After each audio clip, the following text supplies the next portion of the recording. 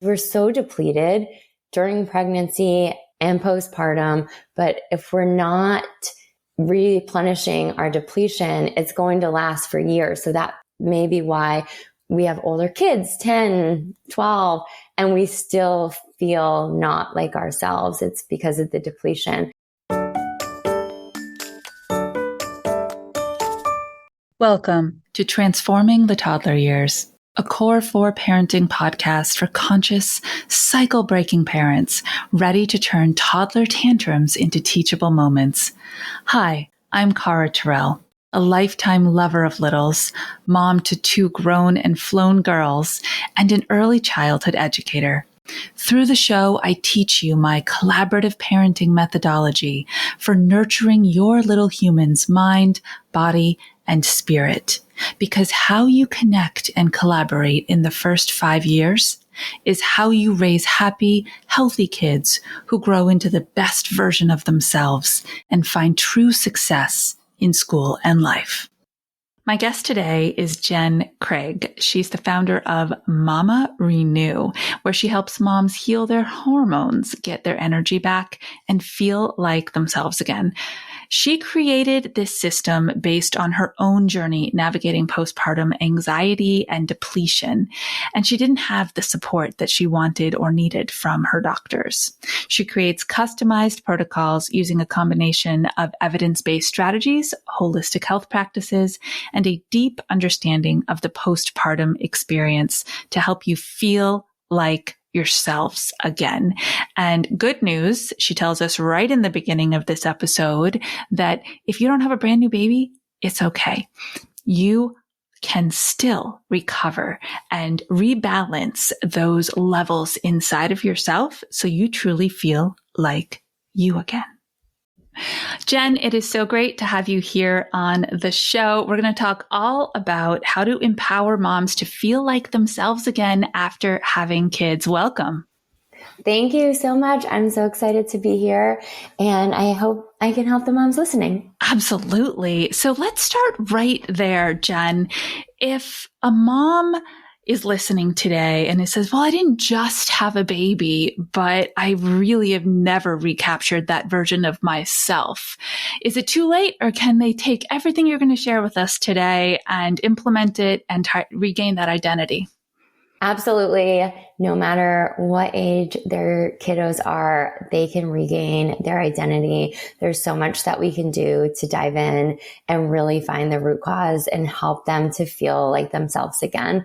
So no matter what age their babies are, no matter when they've had kids, there's hope. Oh, love that word. Love it.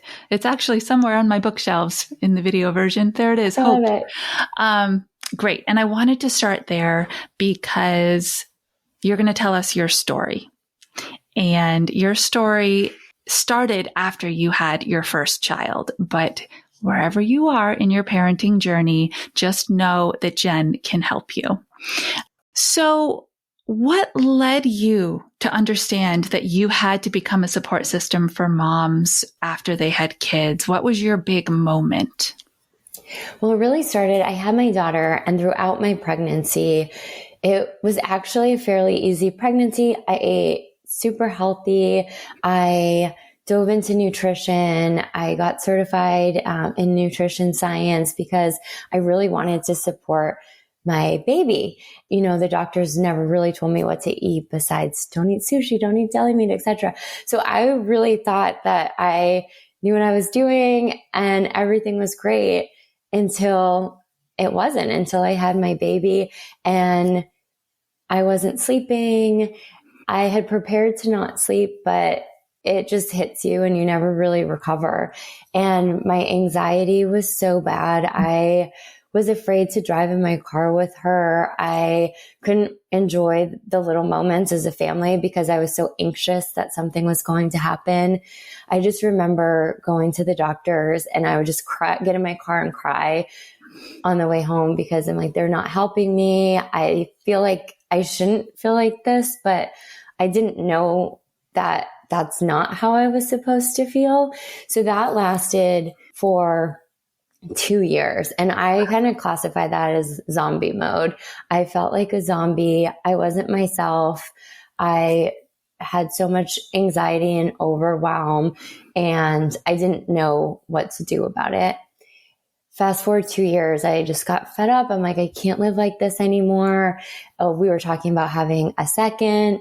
I'm like, I cannot go through this again. So that's really where I found functional medicine and really went deeper into the root cause of what's going on with me. And it was beyond the lack of sleep. And really, when we have babies, our hormones are changing. Our gut microbiome is changing. There's so many changes, and we often don't prioritize ourselves because we're prioritizing our babies. And that really is what transformed my life. And I'm a totally different person after my second baby than my first. So I really dove into this selfishly for myself because I was sick and tired of feeling that way. And just through the functional medicine, lab testing, protocols, everything that I've created for myself, I really, really want to help support moms that feel like they're just in zombie mode. They don't feel like themselves. They feel overwhelmed, and just know that that shouldn't be your new normal, and you don't have to feel like that. Wow. 2 years. Yeah. That is an incredibly long time. Right? When we look at that in the early childhood space, that's a long time that your little one was doing amazing things and developing, and you were just feeling like you were on autopilot. Oh, Jenn, my heart hurts a little listening to that. That is also what my biggest driving factor was, because I feel like I really wasn't enjoying those little moments that I should have been able to enjoy. And so this time around, things are totally different. And that is truly one of the reasons that I want to help with the postpartum support, because I just feel like there's a lack of that. And if we're not able to help support ourselves and heal ourselves, then you're exactly right. We're just missing out on those developmental moments that are so critical in our babies' lives. As a thank you for being a loyal listener to the show, I have a gift for you. Just click the link in the show notes and grab my new intentional language tool. 5 things your toddler needs to hear you say every day. Start incorporating them now into your daily exchanges, and watch and listen as your child responds differently to you.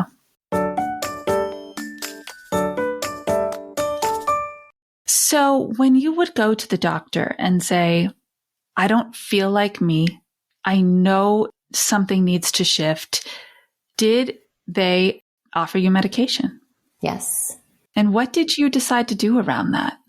I have never really liked taking any medication. So I chose not to do it because I knew that may help one of my symptoms, but I knew deep down it's going to make something else worse, or these other symptoms pop up. So that's really when I decided that medication wasn't right for me. And it is for some people, but for me, it wasn't right. And I just dove into doing my own research and trying to figure out how to get myself out of this without having to rely on a medication.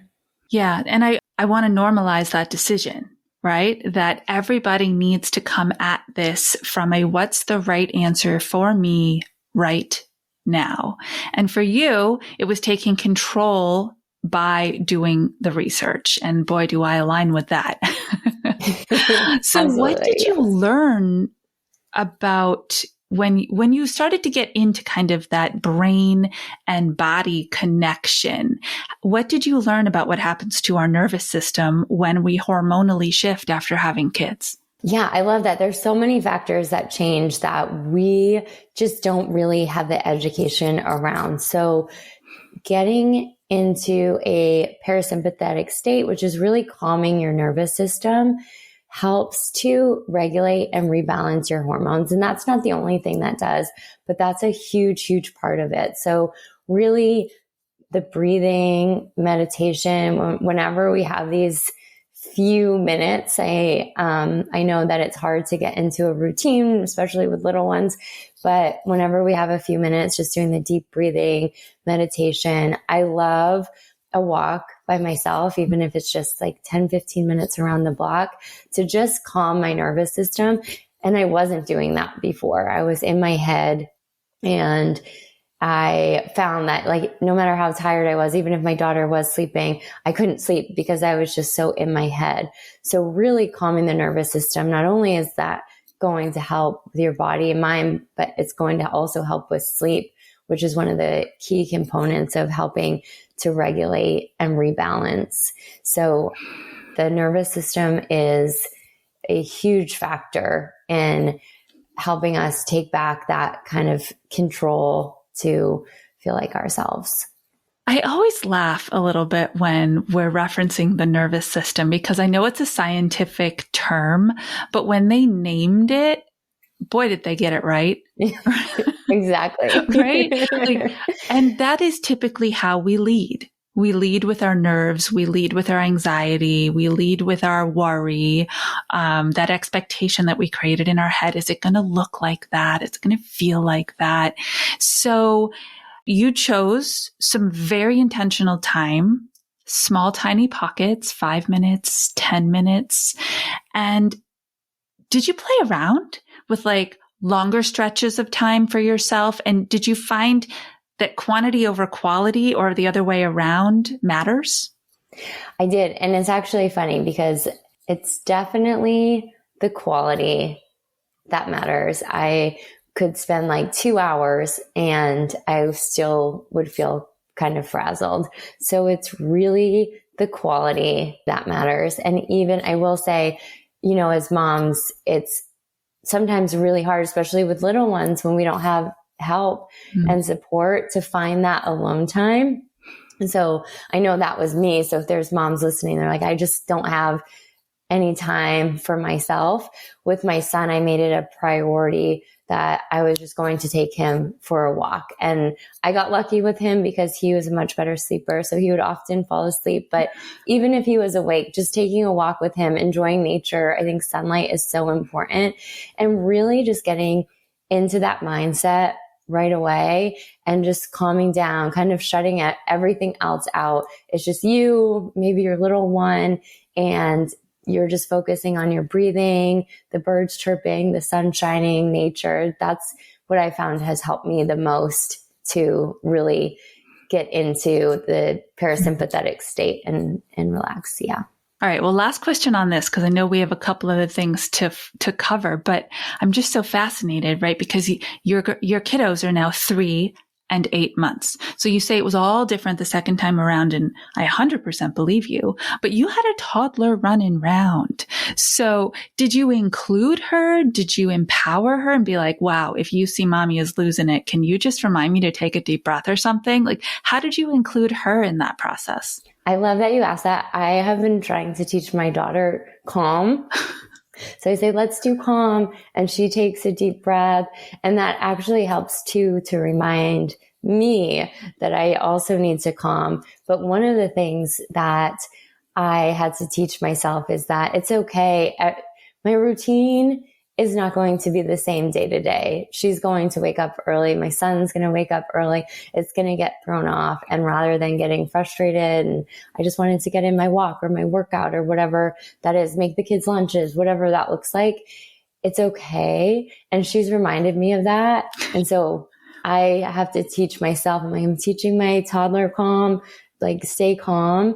And I just include them. And alone time is definitely so important. But when you don't have that, just making it fun, including them in the things that you're doing, that has helped me just kind of get out of that overwhelm, anxious feeling. I'm like, it's okay. We can make the lunch together. We can do a workout together. And it's kind of cute. She, will try to do yoga or something with me. So just trying to include them and just not letting the overwhelm get to you. Just remembering to breathe and helping to slow it down.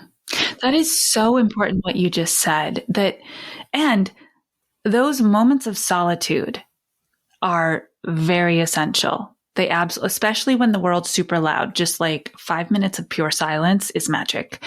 But those moments where you're modeling flexibility, yoga pun intended, and you're modeling, I'm willing to share this with you, and I invite you to be part of my emotional journey with me too.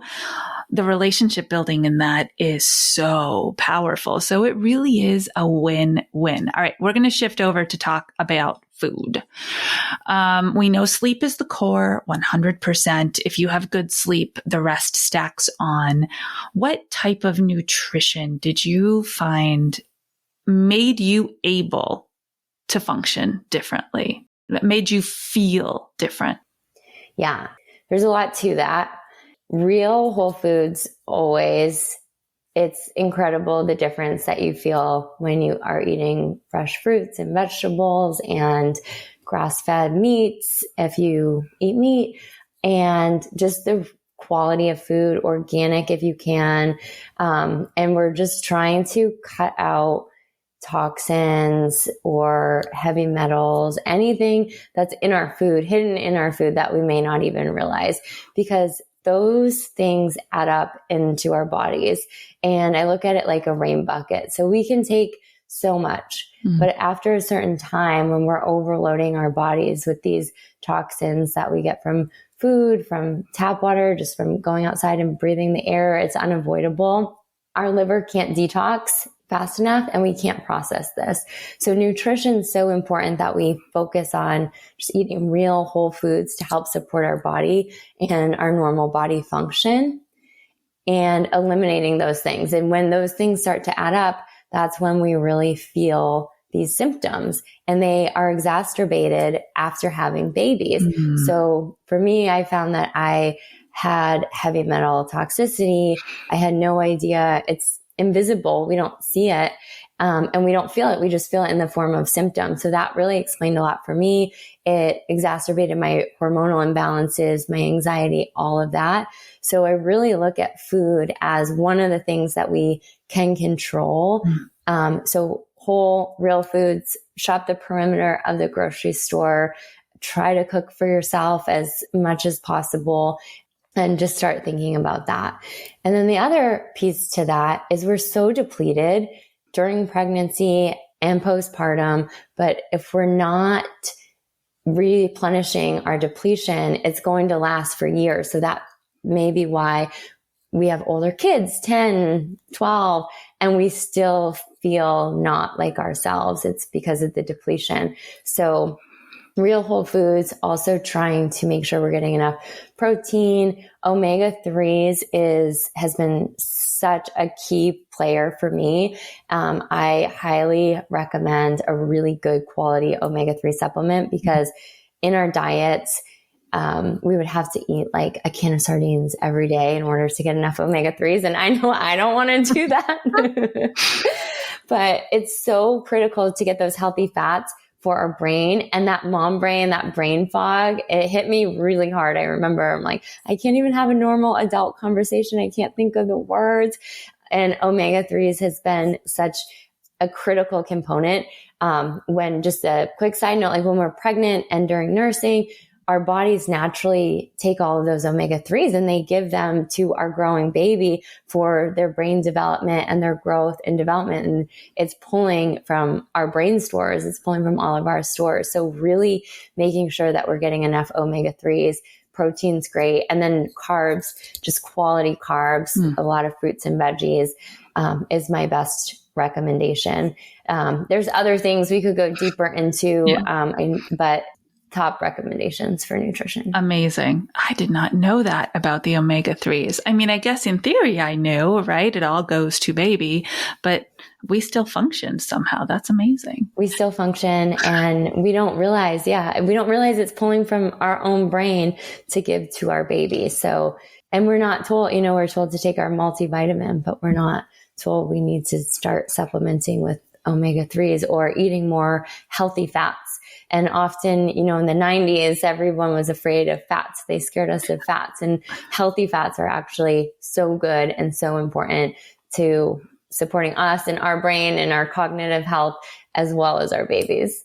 All right. I do want to unpack that carbohydrate comment a moment, because I know I've done a very small amount of education around nutrition, like micro amount. I have a kid in college who's taking a nutrition class, and I was like, can I take it too? Like, I just want to know more, right? Mm-hmm. When you say carbohydrate, I'll be honest, my first thoughts are not fruits and vegetables. Okay. It's bread. It can be bread, right? Whatever, chips. Like, can you help us understand what carbohydrate content is in that fruit and vegetable? And if there's an alternative to that, that is a healthy carb outside of it, what would that be? Yeah. So fruits and vegetables are loaded with carbohydrates, and those are the types of carbs that we want to be consuming. Also, quinoa is a great source of a carbohydrate. So I prefer that over rice. So, if you're cooking, put some quinoa in a bowl of salad. It's great. Lentils are also a great source of carbohydrates.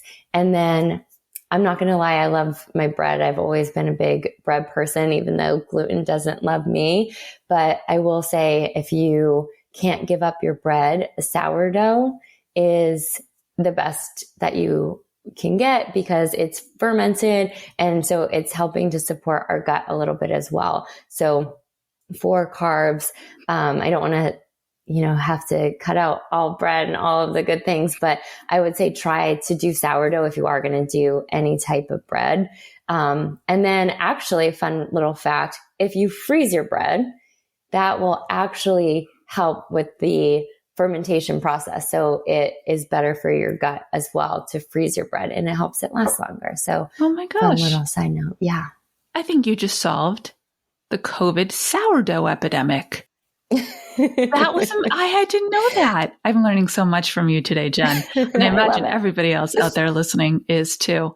That's fantastic. And you don't have to make it yourself, everyone. You can get it from your local reputable bread. Farmers market's great. Yeah. I always just say, look at the ingredient list. If you don't recognize or can't pronounce an ingredient, then you probably don't want to put that in your body. Yeah.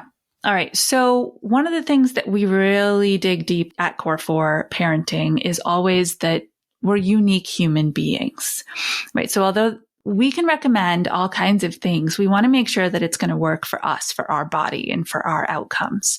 So I know that you really care about doing lab testing and finding out your root causes and your imbalances.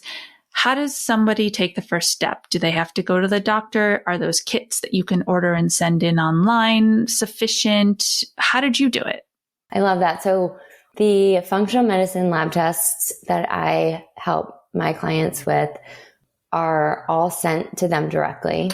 So we'll just purchase online and then ship to their house. It's all in a nice little packet. And then there's a prepackaged envelope to ship those tests back. Everything's included. So it makes it so convenient. You don't have to go to get your blood work done. You don't have to leave your house. It's really, really convenient.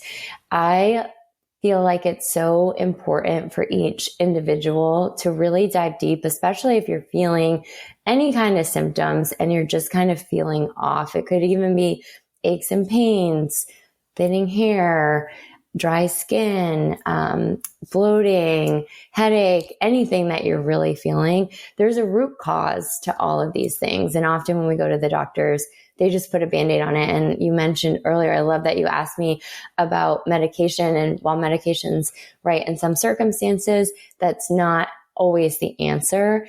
And if we're just putting a Band-Aid on, something else is going to pop up later on. So we're really finding the root cause of what's going on with us. It could be, and oftentimes we talk a lot about, I always talk about hormonal imbalances, and pregnancies definitely causes hormonal imbalances, but it goes even deeper. And there's the root cause that we really have to figure out and heal what's going on. So it could be heavy metals, it could be mold, it could be gut dysbiosis.